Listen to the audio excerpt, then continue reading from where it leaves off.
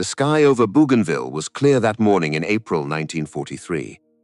A Japanese transport plane carved a slow arc above the jungle canopy, its olive paint catching the sun. Inside sat a 59-year-old admiral in a freshly pressed white uniform, his gloved hands folded across his lap. He was the most powerful naval commander in the Empire of Japan. He was the man who had planned Pearl Harbor. And somewhere below him, climbing fast through the tropical haze, 16 American P-38 Lightnings were hunting him by name. They were young men. Most of them were younger than the Admiral's own son. They had eaten powdered eggs for breakfast on a muddy airstrip at Guadalcanal. They had been briefed in a tent with a single bare bulb. They had been told that the man in that transport plane was the reason their older brothers had died at Pearl Harbor, and that today they were going to settle it. They would find him within minutes, but that is not where this story begins. To understand why Isoroku Yamamoto died over a Pacific jungle, you must go back. Not to Pearl Harbor, not to Midway, you must go back further. To a young Japanese officer riding alone on an American train in 1919, watching mile after mile of steel mills and oil derricks and assembly lines roll past his window. Because long before America hunted him, Yamamoto had warned his own country about the America he had seen with his own eyes. He had warned them about the factories. He had warned them about the oil. He had warned them about the time. He had told them they had 6 months, maybe a year, and no one wanted to listen. Isoroku Yamamoto was born on the 4th of April 1884 in the snow-shadowed village of Kushigun-Sonshimura near the old castle town of Nagaoka in Niigata Prefecture.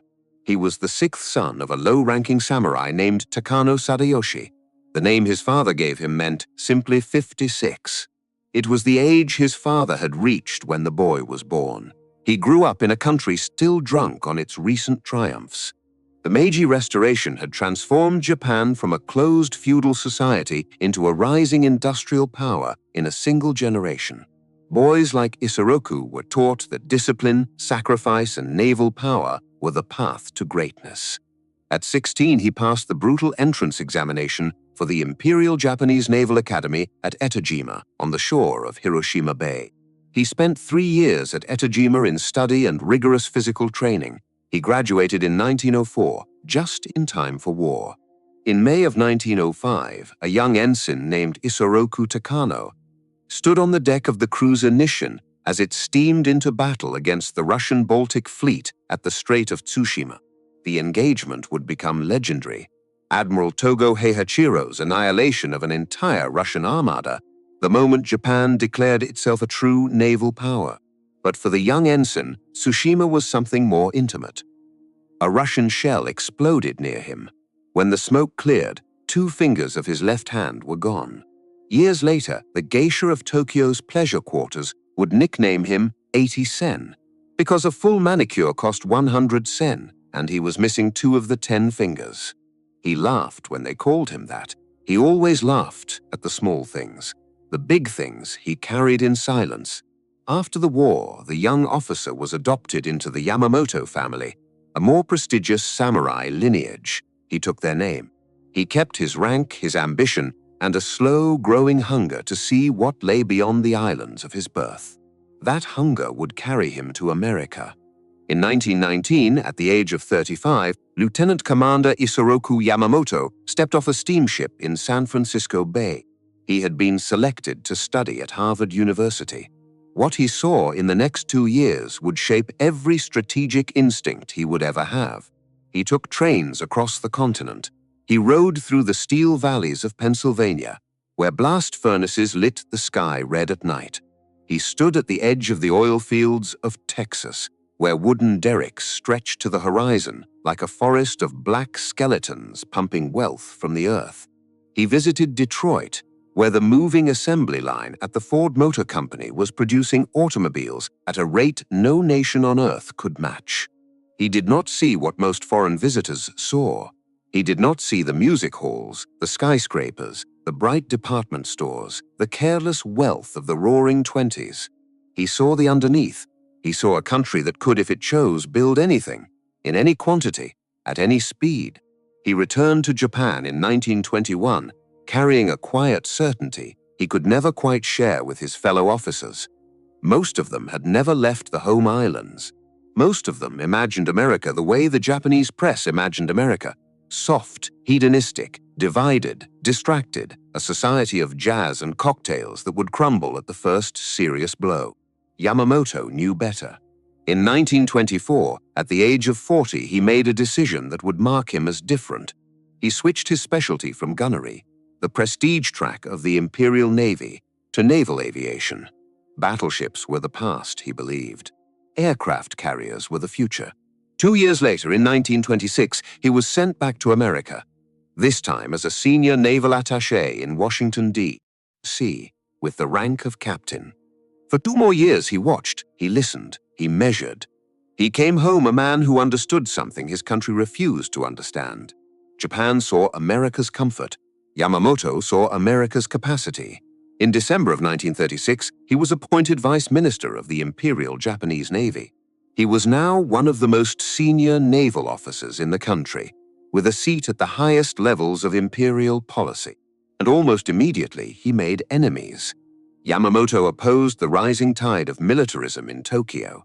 He opposed the alliance the army wanted with Nazi Germany. He opposed the war in China spiraling out of control. He opposed, above all, the growing fantasy that Japan could one day fight the United States and win. These were not safe opinions to hold. Right-wing extremists, army-aligned ultra-nationalists, and members of secret societies began circulating his name on death lists. Rumors of a bounty on his head reached 100,000 yen, a fortune at the time. Tanks were positioned outside the Navy Ministry. Machine guns were installed at the entrances. The Vice Minister of the Navy moved through Tokyo under armed guard, knowing that a young fanatic with a pistol could end his career and his life in any quiet street. By the summer of 1939, the political situation had become so dangerous that the Prime Minister himself decided Yamamoto could no longer remain in the capital safely. On the 30th of August 1939, 2 days before Adolf Hitler's panzers crossed into Poland and ignited the war in Europe, Yamamoto was appointed Commander-in-Chief of the Imperial Japanese Combined Fleet. It was a promotion. It was also exile. He was sent to sea, partly to put salt water between him and the men who wanted him dead. Think about that for a moment. The man who would, just over 2 years later, plan the largest surprise attack in modern history. The man who would send hundreds of aircraft screaming down on Pearl Harbor was, at this very moment, being protected from assassination by his own countrymen. Not because he was too aggressive, because he was not aggressive enough. The architect of the attack on America was, in 1939, the most prominent voice in Japan warning against a war with America. That contradiction would never resolve. It would only deepen. By the autumn of 1940, the world was on fire. France had fallen. Britain was alone. Hitler ruled Europe, from the Atlantic coast to the Polish frontier. And in Tokyo, the militarists saw an opportunity that seemed too perfect to refuse. The European colonial empires in Asia, the Dutch East Indies with its vast oil reserves, French Indochina with its rubber and rice, British Malaya with its tin and rubber, the Philippines under American protection. All of them suddenly looked vulnerable. Japan, the militarists argued, could seize these territories and finally secure the resources it needed to become a true world power. On the 27th of September 1940, Japan signed the Tripartite Pact with Nazi Germany and Fascist Italy. The three Axis powers were now bound by treaty. The road to war with the Western democracies, including the United States, had become a one-way street. It was in this atmosphere that Prime Minister Fumimaro Konoe summoned Admiral Yamamoto for a private conversation. Konoe was 48 years old, an aristocrat descended from the ancient Fujiwara line, the bloodline that had once supplied empresses to the imperial court 1,000 years before. He was elegant, cultured, indecisive, and increasingly trapped by forces he could not control. The army wanted war, the navy was divided, the emperor was silent. And the prime minister, who privately believed Japan was sleepwalking toward catastrophe, needed someone to tell him the truth. So he asked the man who had lived in America, the man who had stood inside the Detroit factories, the man who had watched the Texas oil fields pump from horizon to horizon. What would happen, he asked, if Japan fought the United States? Yamamoto's answer would be repeated, paraphrased, and translated for decades afterward. The phrasing varied in different sources. The meaning never did. "If I am told to fight," he said, "I can guarantee to put up a tough fight for the first 6 months. But after that, I have absolutely no confidence as to what would happen if it went on for 2 or 3 years. And then, more quietly, I hope you will make every effort to avoid war with America." The Prime Minister listened. The Prime Minister did not act. 6 months, maybe a year. That was the window Yamamoto believed Japan had. That was the time he calculated in the silence of his sea cabin before the sleeping industrial giant on the other side of the Pacific would wake up, dress for war, and begin building ships, planes, and rage at a scale Japan could not match. He was not predicting victory in 6 months. He was not predicting defeat in 6 months. He was warning his country that there was a brief, narrow corridor of time in which Japan might dominate the Pacific, and that beyond that corridor lay a darkness he could not see his way through. He knew what those trains, those factories, those oil fields could produce when an angry democracy decided to pour itself into a war. And he knew something else, something the militarists in Tokyo were too proud to admit. A surprise attack on the United States would not break American morale. A surprise attack would not force America to the negotiating table. A surprise attack would not produce a quick peace. A surprise attack would do exactly the opposite. The danger was not that Japan could hurt America. The danger was that hurting America might be the one thing that united it. Through the spring and summer of 1941, the situation deteriorated. Japan invaded southern French Indochina in July. In response, on the 26th of that month, President Franklin Roosevelt froze all Japanese assets in the United States. Britain and the Netherlands followed within days, and then came the cut that would change everything, the oil embargo. Japan imported roughly 80% of its oil from the United States. That oil was now gone. The Imperial Navy estimated it had perhaps 18 months of fuel reserves before its battleships would sit motionless in their harbors and its aircraft would be grounded. The clock was no longer just running, it was screaming. On the 18th of October, 1941, Prime Minister Kono resigned, broken by the impossible pressures of a government that wanted peace and of military that demanded war. He was replaced by General Hideki Tojo, 57 years old, a hardline army man, a believer in confrontation, a man who would lead Japan to the precipice and over it. Yamamoto, by this point, had stopped arguing. The decision had been taken away from the men who understood the cost. It now lay in the hands of men who understood only the calendar. He had warned them. He had told the Prime Minister. He had told the Cabinet. He had told anyone who would listen. They had nodded. They had thanked him for his service. They had then ignored him completely so. Yamamoto, the man who had seen America from the inside, the man who had stood in the shadow of its factories and felt the weight of its capacity. Yamamoto did the only thing a Japanese admiral of his generation could do. He obeyed. He sat at his desk aboard the battleship Nagato in the autumn of 1941, and he began to plan. If Japan had to fight America, he reasoned, then Japan must not fight the war the militarists imagined. Japan must not fight a long, methodical war of attrition. Japan would lose that war. He had told them so. Japan had to fight a different war, a war of shock, a war of speed, a war designed to slam shut the gates of the Pacific before the American giant could climb out of bed. If the United States Pacific Fleet could be destroyed in a single morning, if its battleships could be sunk at their moorings, if its airfields could be cratered, if its carriers could be caught in port, then Japan might buy itself the time it needed. Time to seize the oil fields of the Dutch East Indies. Time to build a defensive perimeter across the Central Pacific. Time, perhaps, to convince Washington that the cost of fighting back would be too high, that a negotiated peace on Japanese terms would be the cheaper, wiser path. It was not a strategy of victory. It was a strategy of buying time, 6 months, maybe a year. That was all he was asking for. That was all he believed Japan could possibly use. In the long lamplit hours of his sea cabin, the Admiral worked. He studied charts of the Hawaiian Islands. He calculated launch positions, fuel ranges, aircraft loadings. He selected the man who would lead the first wave, a young air commander named Mitsuo Fuchida. He picked the ships, the carriers Akagi, Kaga, Soryu, Hiryu, Shokaku, Zuik. He picked the route, a northern approach across the empty, storm-lashed reaches of the North Pacific, where no commercial shipping would spot the strike force. He worked through the equations of surprise.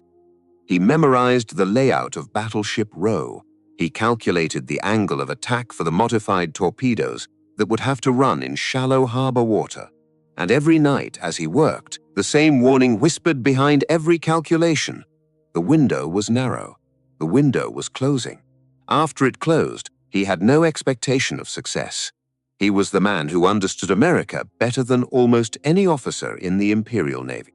He was also the man preparing to launch the attack that would wake America up.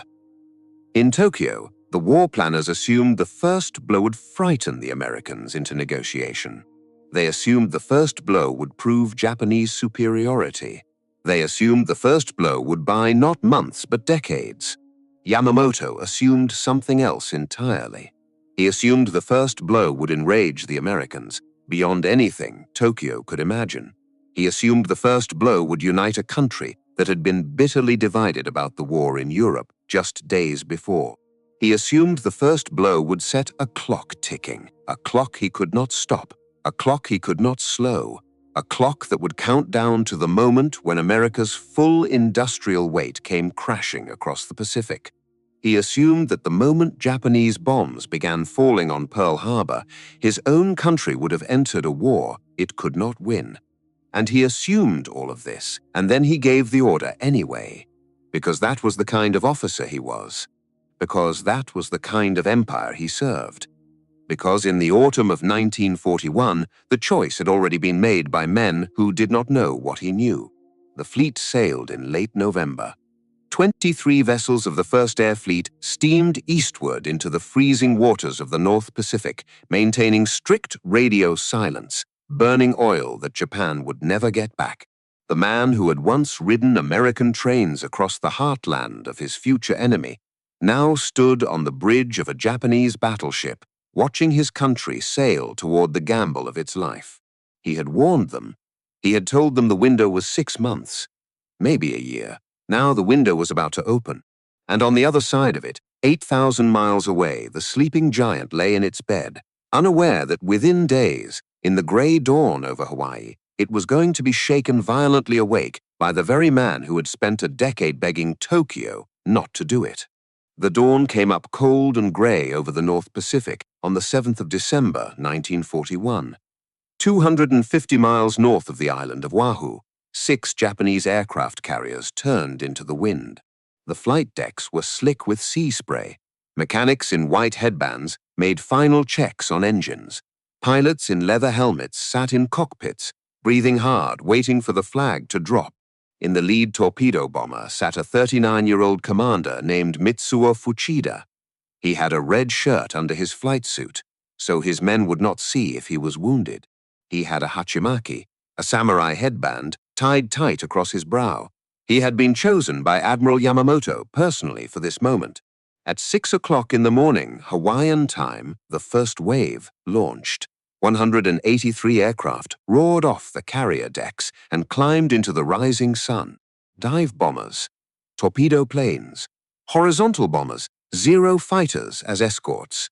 The greatest concentration of naval air power ever assembled in human history was now flying in human base where, at that very moment, sailors were eating breakfast, chaplains were preparing for Sunday services, and the duty watch was watching the sky for nothing in particular. At 7:33 in the morning, Fuchida's radio operator slid back the canopy of his Nakajima bomber and tapped out a coded signal in Morse. 3 letters, too. Ra Tora. It was a Japanese word that meant tiger. It was also the prearranged signal that complete surprise had been achieved. In the carriers, far behind them, the staff officers heard the signal come through the radio room. They looked at each other. Some smiled, some bowed their heads. Admiral Yamamoto on the battleship Nagato, far away in Japanese home waters, received the signal in silence. The gamble had begun. What followed has been described 1,000 times in 1,000 books.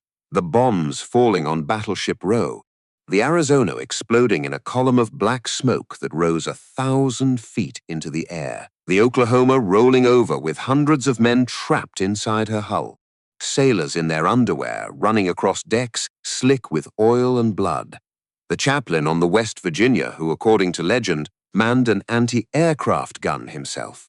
By the end of the morning, 18 American warships had been sunk or disabled. 200 American aircraft were destroyed on the ground. 2,403 Americans were dead. Another 1,200 were wounded. The first wave of 183 aircraft had been followed by a second wave of 171. 354 Japanese planes had crossed the sky over Pearl Harbor that morning. Japan had lost 29 of them. By any measure, the attack had been a stunning tactical success. Yamamoto had achieved everything he had set out to achieve. The American Pacific Fleet, the great obstacle to Japanese expansion in the south, lay in ruins. The path to the oil fields of the Dutch East Indies was open. The dream of the militarists in Tokyo had become reality in a single morning. And yet, even on the morning of December 8th, as the first reports came in and the cheers rolled through the Imperial Navy headquarters, the cracks were already visible to the man who had designed the attack. He saw them immediately. He alone did not celebrate. The first crack was the carriers. 3 American aircraft carriers were assigned to the Pacific Fleet: the Enterprise, the Lexington, and the Saratoga. Yamamoto's entire plan had been built around catching these ships in port and destroying them. Without their carriers, the Americans would be unable to project naval air power across the Pacific for many months. The window of opportunity Yamamoto needed would open wide, but the carriers were not there. The Enterprise was at sea, ferrying aircraft to Wake Island. The Lexington was at sea, ferrying aircraft to Midway. The Saratoga was on the west coast, completing maintenance. The harbor that morning had held battleships.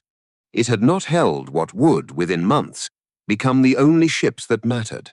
The second crack was the infrastructure. Vice Admiral Chuichi Nagumo, 54 years old, commander of the strike force out at sea, had been authorized by Yamamoto to launch a third wave if conditions allowed.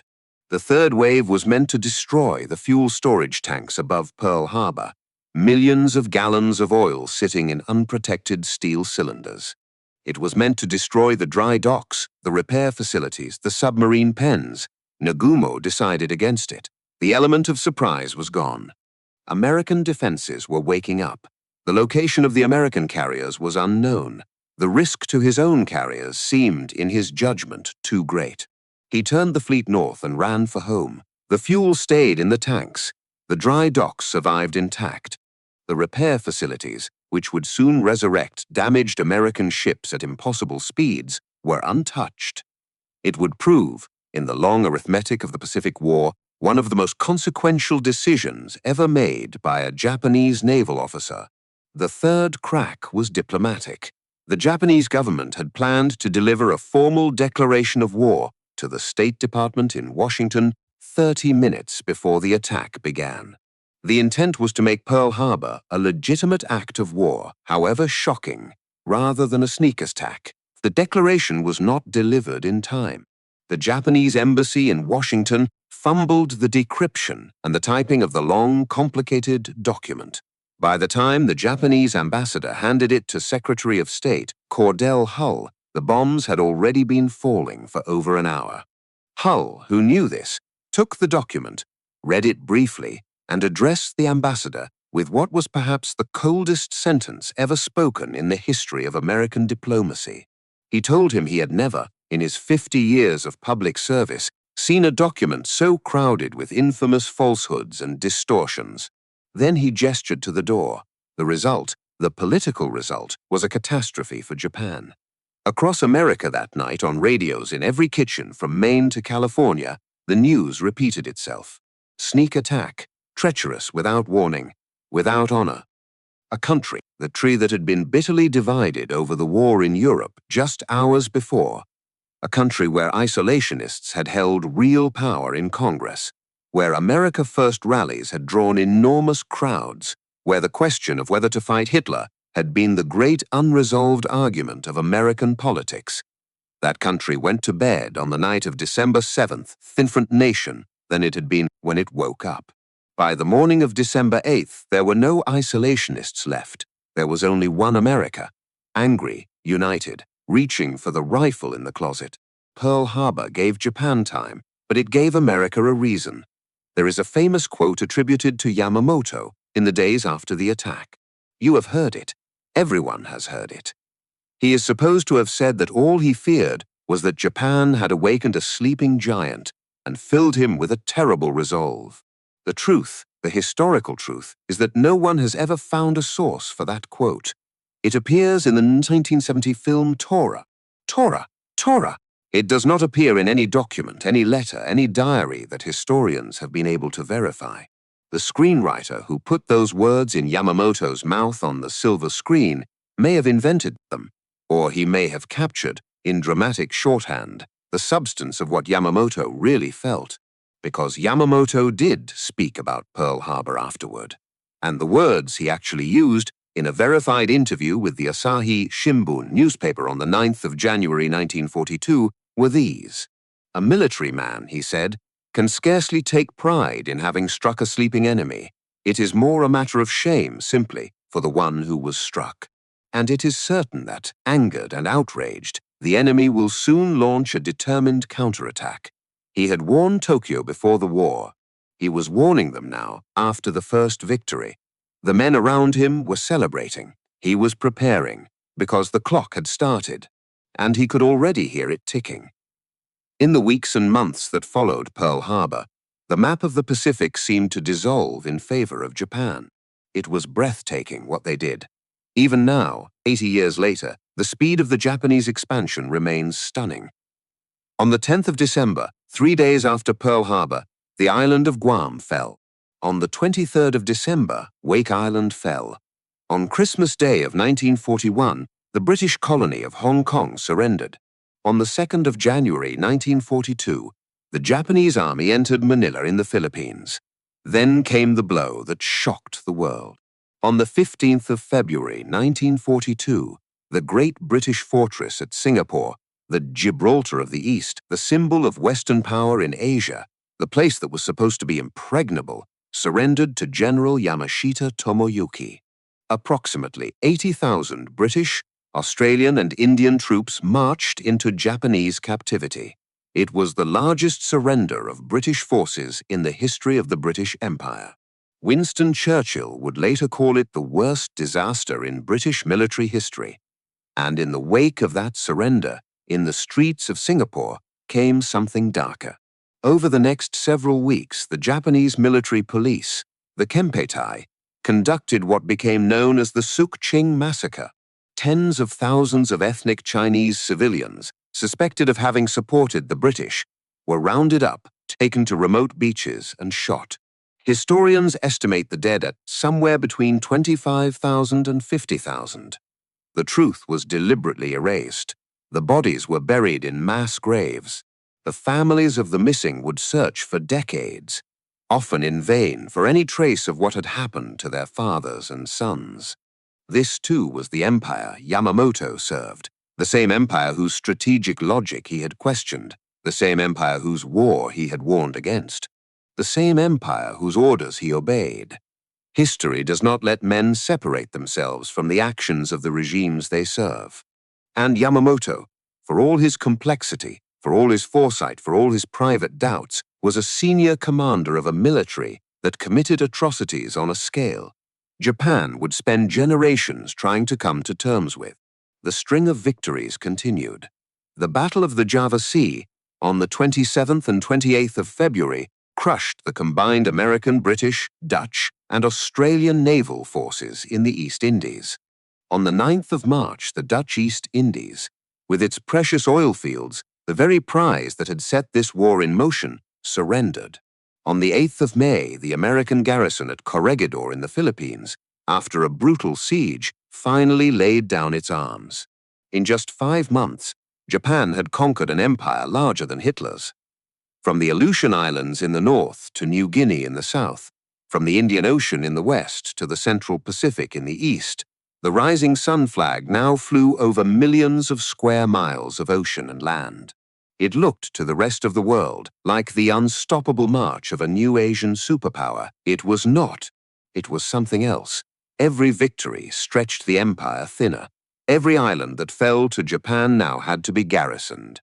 Every airfield had to be supplied. Every port had to be defended. The shipping lanes that connected Tokyo to the new conquests were thousands of miles long, vulnerable, and protected by a merchant marine and an escort fleet that were already, by the spring of 1942, beginning to feel the strain. The elite naval aviators who had trained for years before the war, the men who had bombed Pearl Harbor and devastated Allied forces from Singapore to Ceylon, were now in continuous action. They were tired. Some of them were dead. Their replacements were less skilled, and there were never quite enough of them. The Japanese training pipeline had not been built to feed a long war. Meanwhile, in the United States, the gears were beginning to turn. The Henry J. Kaiser shipyards on the West Coast were retooling for mass production.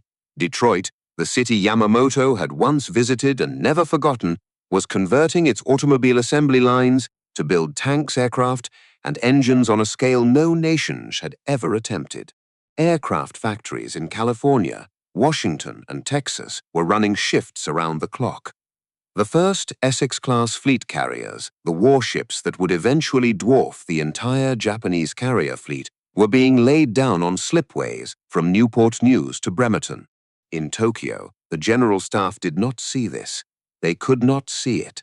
They were intoxicated by victory. There is even a Japanese word for what gripped them in those months. Senshobyo.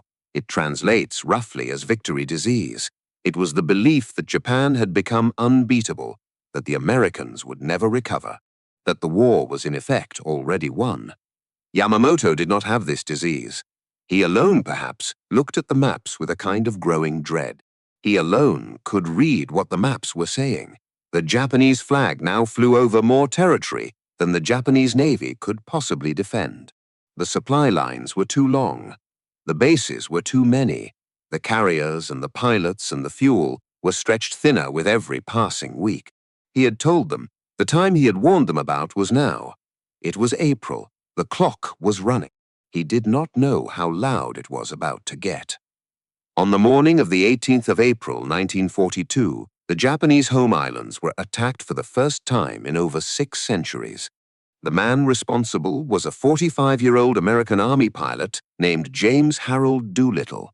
He was small, tough, balding, a former boxer and air racer with a doctorate in aeronautical engineering. He was also one of the most respected aviators in the United States Army Air Forces. President Franklin Roosevelt had given the Army and Navy a single, urgent demand in the weeks after Pearl Harbor. He wanted to strike back at Japan. He wanted the Japanese people to know that their cities were not safe. He wanted the American people to know that the war was not over. What Doolittle proposed seemed impossible. 16 twin-engine B-25 Mitchell bombers, Army aircraft, not naval, would be loaded onto the deck of the aircraft carrier USS Hornet. The Hornet would sail within striking distance of Japan.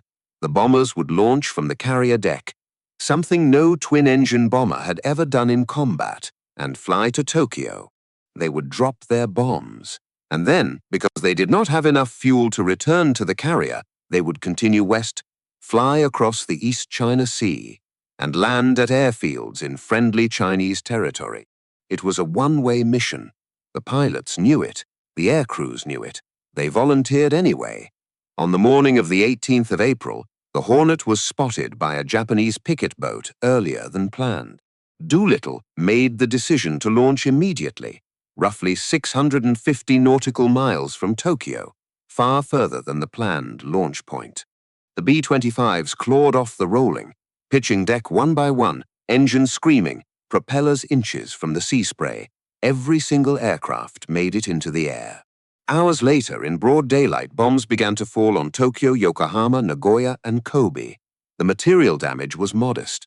A few factories hit, a few hundred casualties on the ground. The psychological damage was catastrophic. For the first time in the lifetime of every Japanese citizen, for the first time since the failed Mongol invasions of the 13th century, enemy aircraft had bombed the home islands. The ocean that had protected Japan for 700 years had failed. In the imperial palace, the emperor was shocked. In the general staff, the generals were enraged.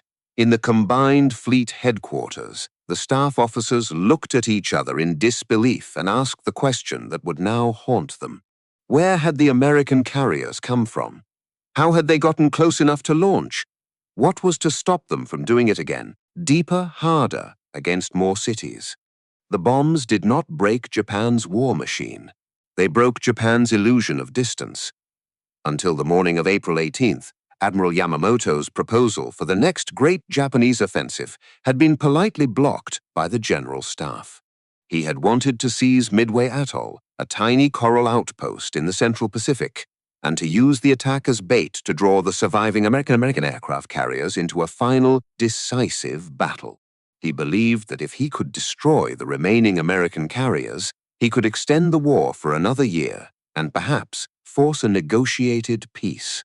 The General Staff had argued instead for an offensive south into the South Pacific to cut the supply lines between America and Australia. After Doolittle, the argument ended overnight. The General Staff approved the Midway operation. The carriers had to be hunted down. The home islands had to be protected. The Americans had to be stopped before they could bomb Tokyo again. The decision was made in a rush, in a hurry, in something that looked a great deal like panic. This was the trap. Not the trap Yamamoto would set for the Americans at Midway. The trap that had been set unintentionally by 16 American medium bombers and a 5'6" Army pilot from Alameda, California. Yamamoto had wanted Midway as a calculated gamble.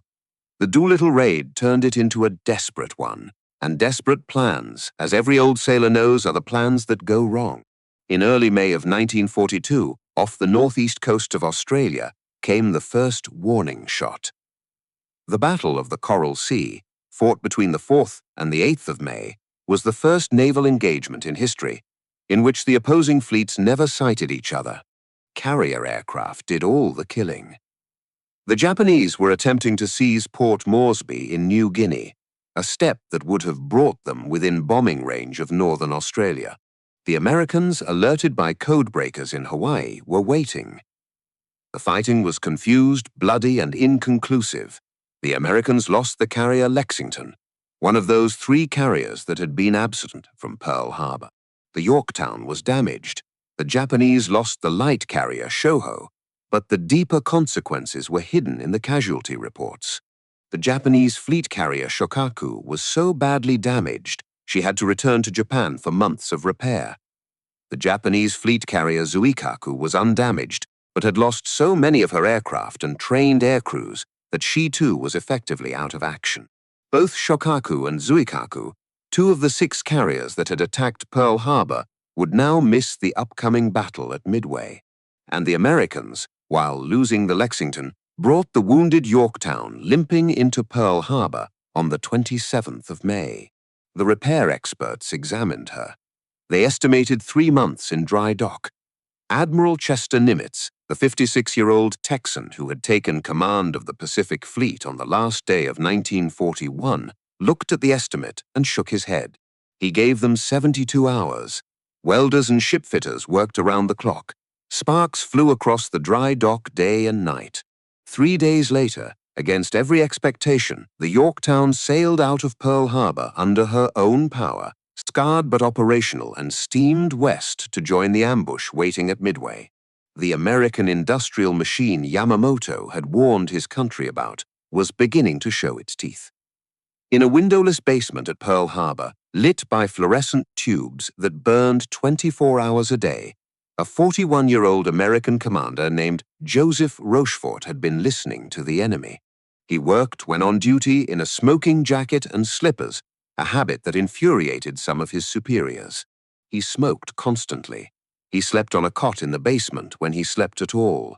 He was an expert in the Japanese language, a brilliant cryptanalyst, and the head of a small, almost forgotten outfit officially called Station Hippo.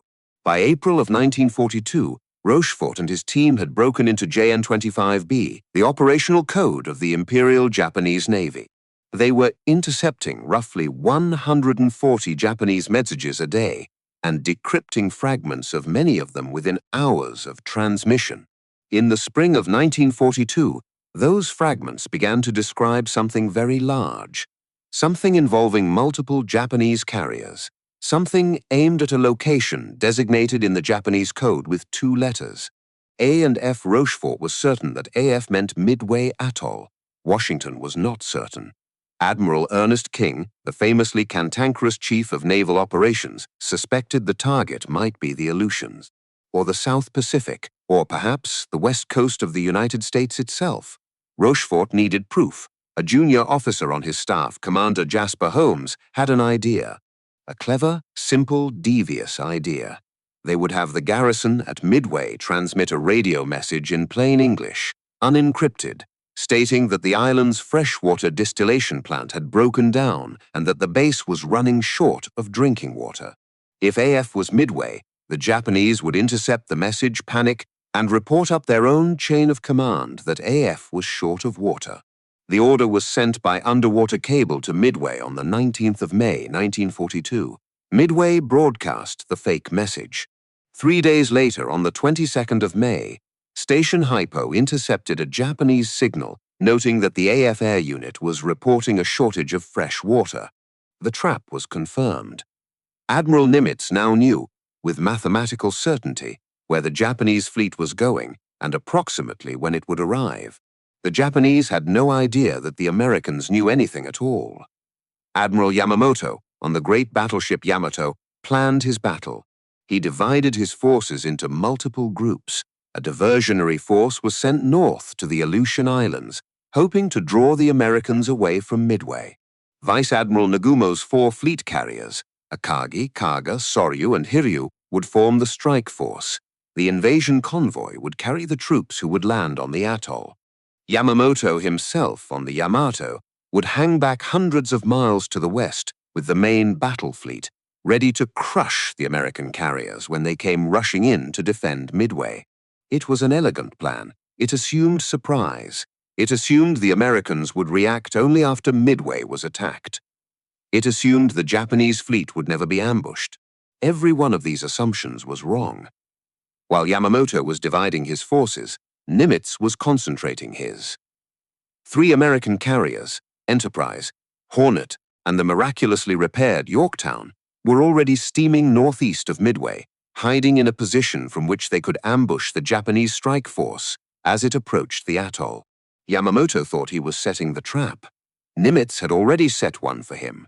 The 6-month clock was almost out, and in the gray dawn waiting at the end of the first week of June 1942, the warning Yamamoto had whispered to a Japanese prime minister in a quiet room 2 years earlier was about to come true with a precision that not even he, in his darkest calculations, had ever imagined. The 4th of June, 1942, broke calm and clear over the Central Pacific. At 4:30 in the morning, with the eastern horizon turning the color of pale steel, Vice Admiral Chuichi Nagumo gave the order.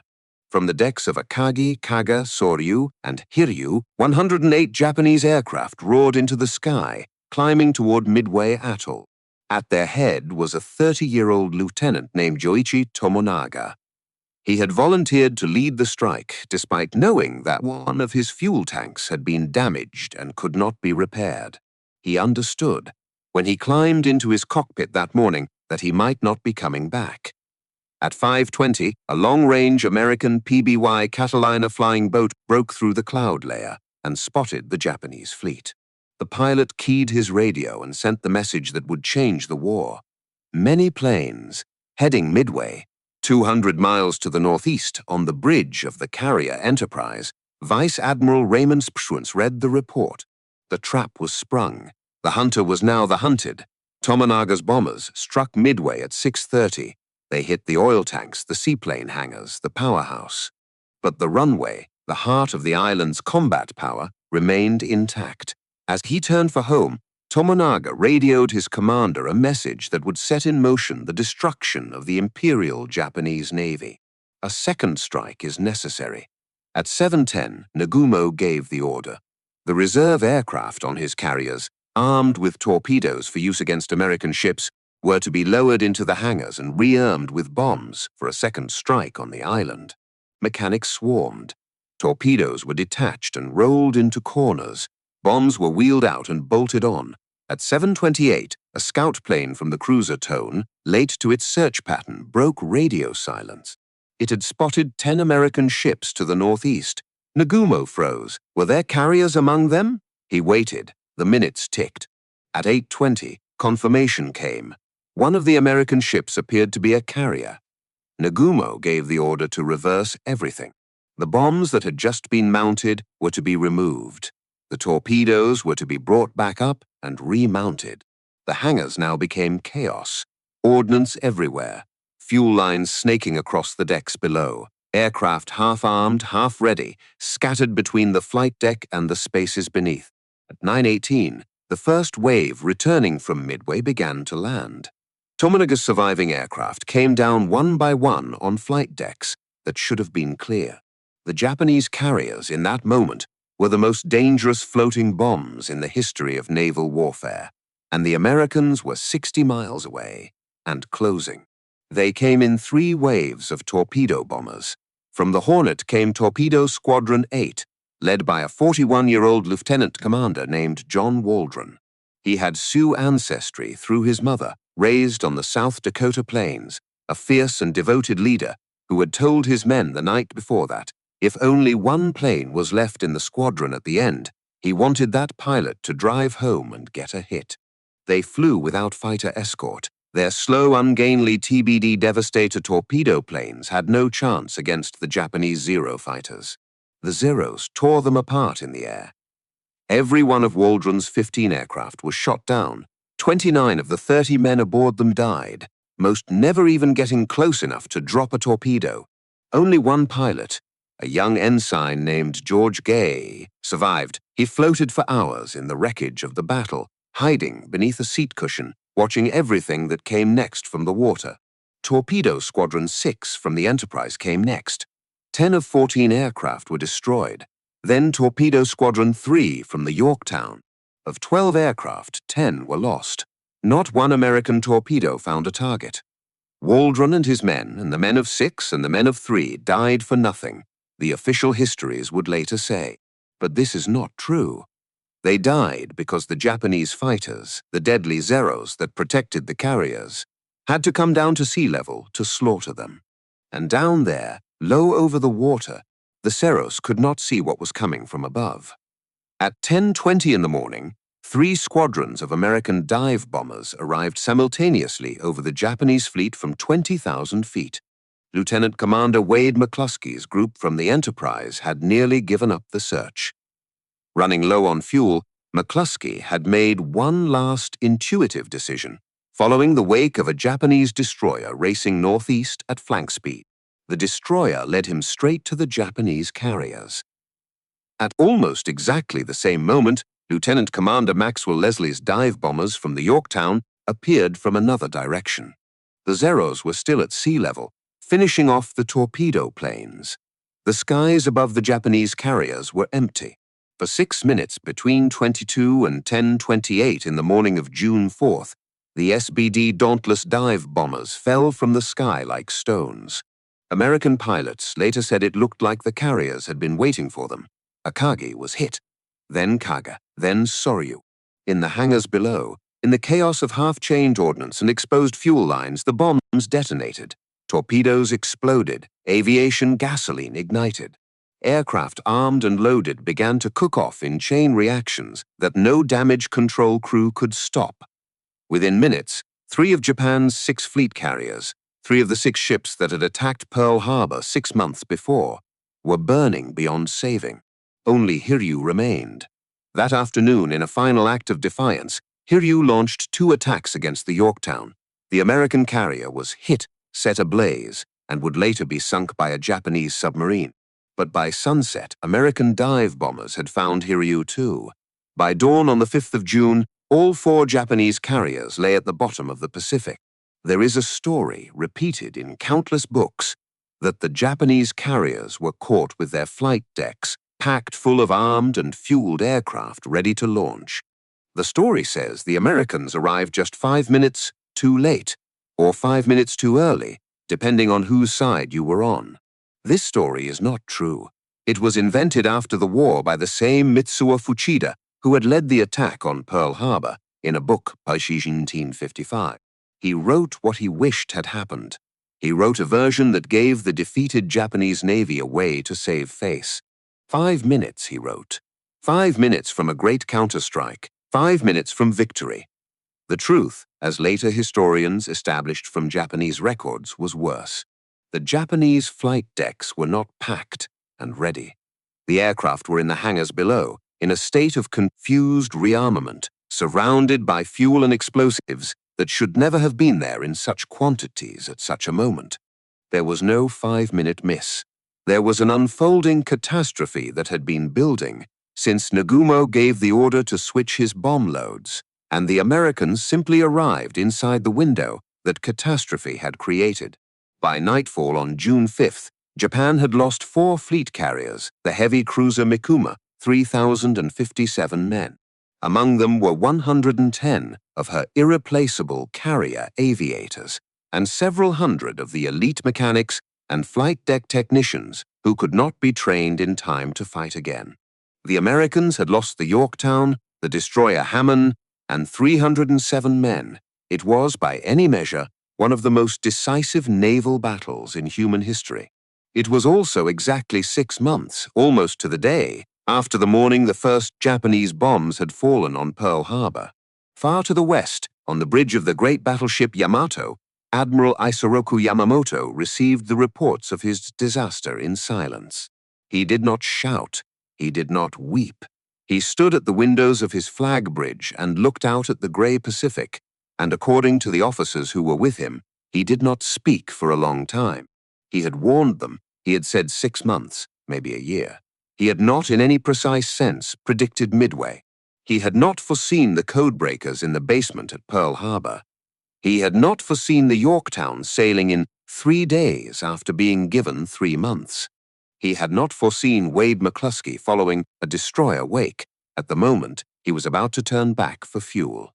He had simply known the larger truth, that America would wake up, that America would rage, that America would build, that the window in which Japan could possibly dominate the Pacific would close, and that when it closed, it would not open again. And now, on this June afternoon in 1942, the window had closed. His warning had not failed because he had misunderstood America. His warning had failed because Japan had ignored what he had understood.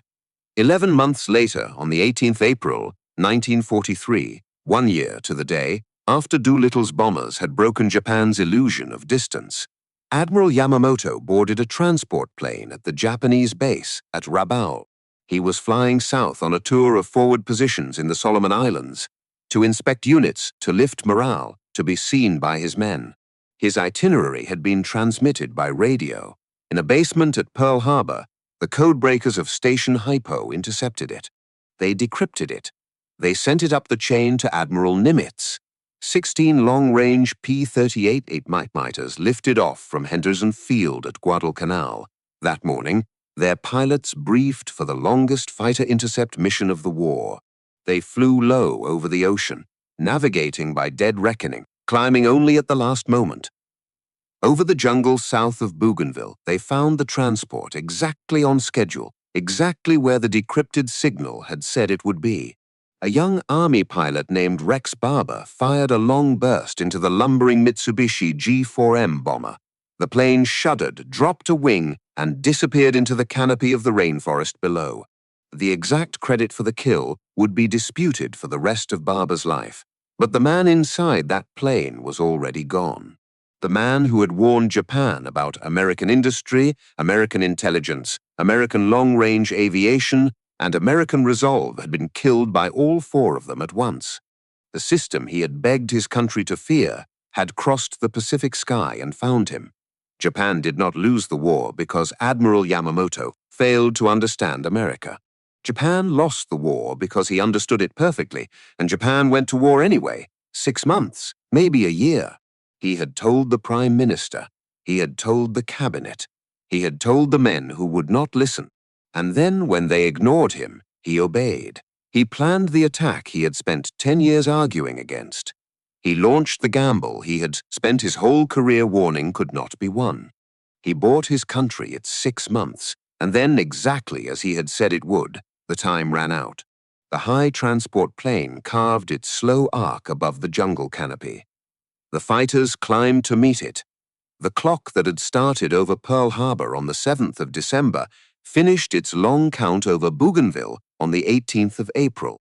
A Japanese admiral, 59 years old in white gloves and a pressed uniform, looked out his window one last time at the sky he had crossed so many times. He had seen this coming. He had simply been the only man in Tokyo who had.